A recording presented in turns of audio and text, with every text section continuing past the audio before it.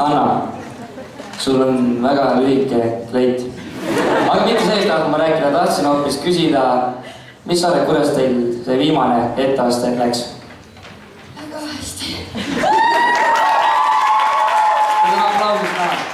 Paistab, et sa oled julgenud kõnetunde võtnud, ta on selline lühike ja konkreetne. Aga mitte sellest ma tahan rääkida.